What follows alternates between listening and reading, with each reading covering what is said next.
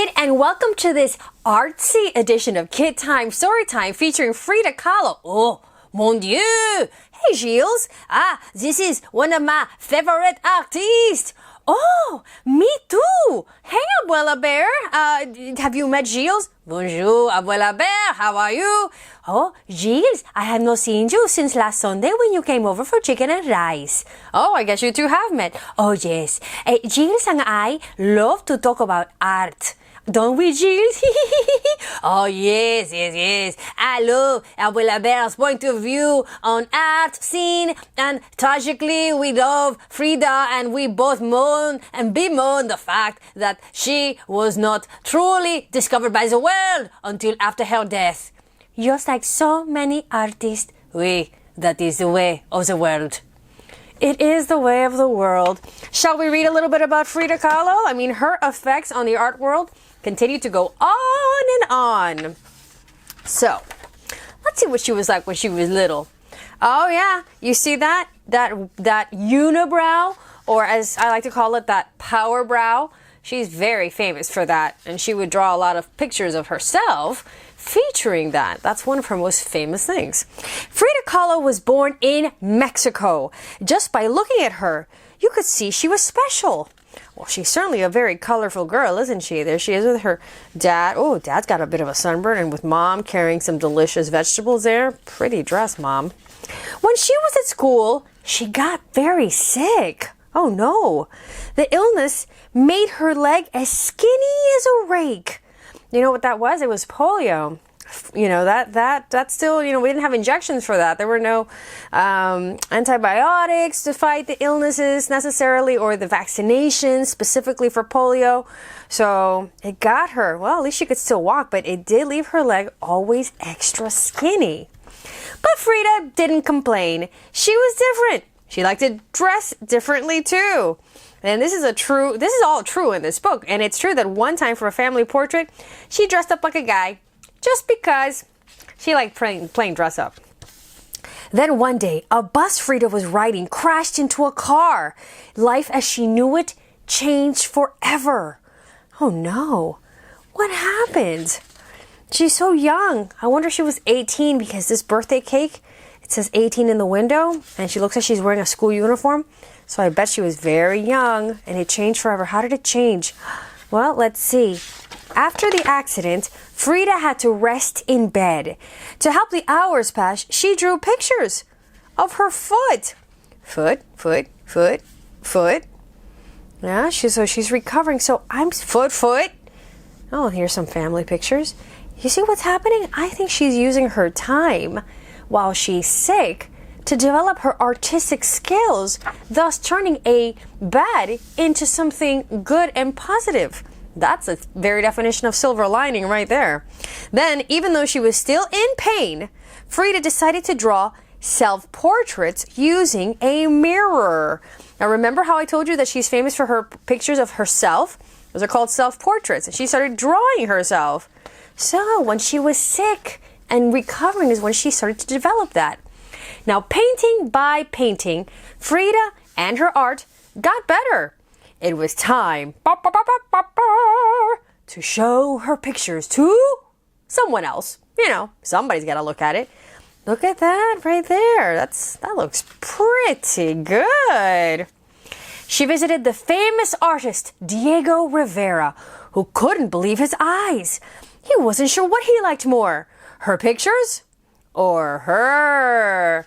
Ooh la la, this is the good part. I love the romance in the artistic world. Well, you know, Gilles is French. He loves the romance in all the worlds. Frida and Diego fell in love. They were so similar and yet so different. But through their ups and downs, Diego encouraged Frida in her paintings. Oh, look at that. Isn't that a fun cake? So colorful and unusual. They're using the Day of the Dead skulls on top of their cake. Just married. Two artists in love. Through her wonderful pictures, Frida spoke out about how she was feeling. In some, she looked sad. But in others, she smiled. We had a whole variety of things. Seeing there were things that would be connected in hearts. And, you know, sometimes paintings don't necessarily make sense. It's just about feeling and color and expression.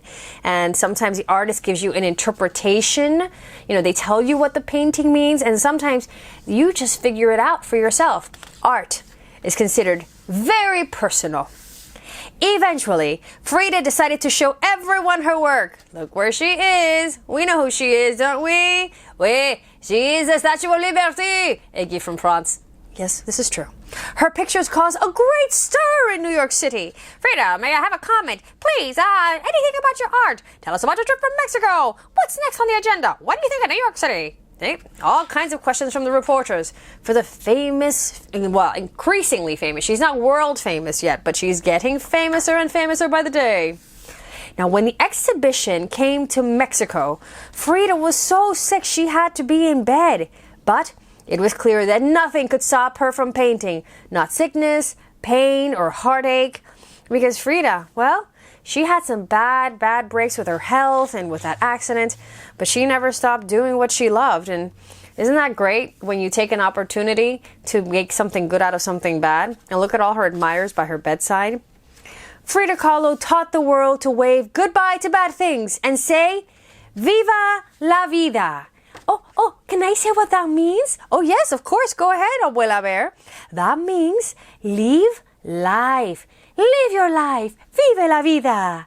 Very nice. That's a great saying, don't you think? I think anybody, even if you don't speak a lot of Spanish and maybe you just know un poquito, you can say, Viva la vida. Live life. And here we get a few real life factoids about the real Frida. Let's go. Close up, close up, close up. You see that? There she is as a little girl. Right there, she's about 12 years old. Now, you can see right here, she was born in 1907 and died in 1954. She didn't even hit 50 years of age. And here she is with her husband. See? And I remember, right, and there she is in bed. She had very delicate health, right? She had the polio, and so that's probably cut her life short. But there she is, and there she is. Oh, doesn't she look pretty there? Look at her big made-up hair there. Isn't that nice? I know the page is waving a lot. But it says here, as I was mentioning, as actually Abuela Bear and Gilles were mentioning before, that Frida only became famous internationally after her death, and that her paintings are instantly recognizable because of their bright colors and the symbols of Mexican culture, and they have been sold for millions of dollars around the world. And she became an inspiration to many women because of the way that she overcame the accident, because of her fighting spirit and her strong personality, and of course her success as an artist. Let's see here, in that bus crash in 1925, let's see, let me do the math real quick. Yep, she was 18 years old, and it left her with a lot of painful injuries. A broken collarbone, broken ribs, a broken pelvis. Oof! Man, can you imagine having that happen to you, and yet you go on and turn that negative into a positive? That's what I want you to take away from this story. Because bad things happen. Bad things happen to kids. She was just a teenager. Bad things happen to grown-ups. It's just life. Good things happen, and sometimes bad things happen. But we can even take the bad and make it good and become, look at that, a world-famous artist. To this day, she is still celebrated. So now you know a little bit about a famous artist, and now you're a little bit fancier than you were before. Oui, but of course, I consider that any time you visit Kitam Storytime, you become a little bit fancier. I couldn't have said it better myself, Abuela Bear. Well, kid, I hope you enjoyed, and see you next time on Kitam Storytime.